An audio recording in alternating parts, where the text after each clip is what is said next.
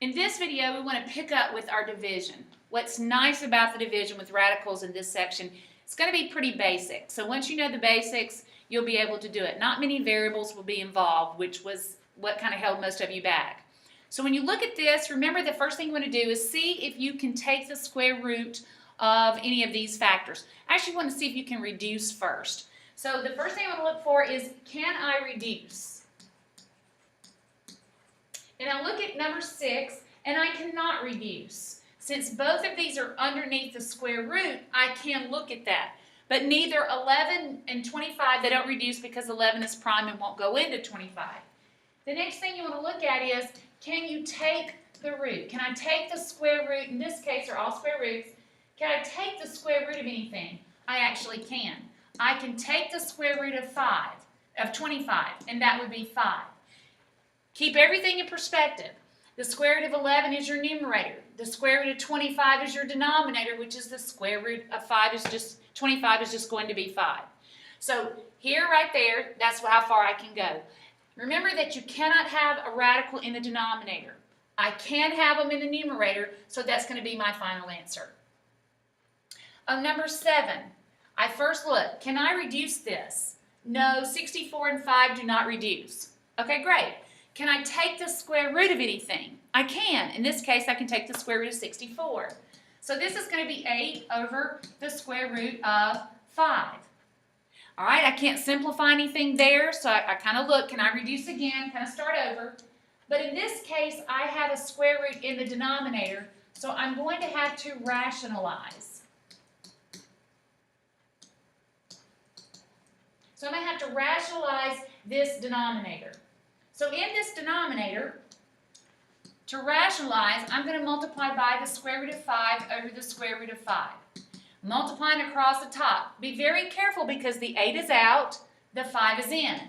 That just stays as 8 square roots of 5. They have to both be underneath the radical, or they both have to be out from underneath the radical to either multiply or divide them. Since I have a pair of 5s, that 5 comes out. Or I can think this is the square root of 25, which is 5. Then I look right here again, go back. Can I reduce? Every time I ask, can I reduce this fraction? I cannot, so this is my answer here. Okay, in number 8, the first thing again I'm going to ask is, can I reduce? Go back to reduce. Since both of these are underneath the square root, I can reduce them. And they both reduce by 3. 3 will go into 18 6 times. 3 will go into 15 5 times. Now, I didn't take these square roots, so these numbers remain underneath the square root. So here's what I have. I can reduce. Now, look right here. Once I reduce, can I take the square root? No, I can't take the square root of 6 nor the square root of 5. So the last thing I do here is rationalize. So I'm going to multiply by the square root of 5 over the square root of 5. Since both the 6 and the 5 are both underneath, I multiply, and that's the square root of 30. And then this pair of 5s, this 5 comes out. Now be very careful that when you look right here and you go back to think, can I reduce? You cannot, because the 30 is underneath the square root and the 5 is not underneath the square root. Both underneath or both out from underneath that square root sign or that radical sign before you can reduce. Number 9. I go back to looking at my steps. Can I reduce this fraction? No, I cannot. Even though they're both divisible by 3, be real careful. 21 is out from under the square root. 27 is underneath the square root. So I cannot. The next thing is, can I take the square root of either of these numbers? Yes, I can take the square root of 27. So I have 21 in the numerator. This is 9 times 3. I know the square root of 9. This is 3 square roots of 3. I'm hoping you can just look at 27 by now and know that. So I have 21 over 3 square roots of 3. I go back. Can I reduce? I would go ahead and reduce. Yes. 21 and 3 are both out from under the radical, so I can reduce by 3. 3 will go into 3 once, and 3 will go into 21 7 times. So what I have is 7 over the square root of 3. So there's nothing to simplify. I can't take the square root, so I go to step 3.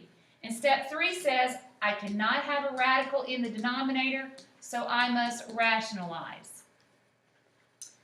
In this case, you're going to rationalize by multiplying by the square root of 3 over the square root of 3. Multiplying across the top, 7 is out, 3 is in. Then 3 times 3 is 9, or the square root of 9 is 3. Pair of 3's, the 3 comes out. That's going to end up being your final answer because the 7 and the 3 cannot reduce. They're the ones that are both out. Number 10. I reduce the fraction. In this case, I cannot reduce because 12 is out and 32 is in. Can we take the square root of anything? Yes, you can take the square root of 32. This is 16 times 2, which is 4 square roots of 2. So this is 12 over 4 square roots of 2. Now when we reduce, 12 over 4 reduces. 4 will go into 4 once and into 12 3 times. So this is 3 over the square root of 2. So I can't reduce. I've taken the square roots. Now I need to rationalize. So I'm going to rationalize by multiplying by the square root of 2 over the square root of 2. So this is 3 square roots of 2. 3 is out, 2 is in. A pair of 2, so the 2 comes out. Always look right here again and make sure that you cannot reduce again.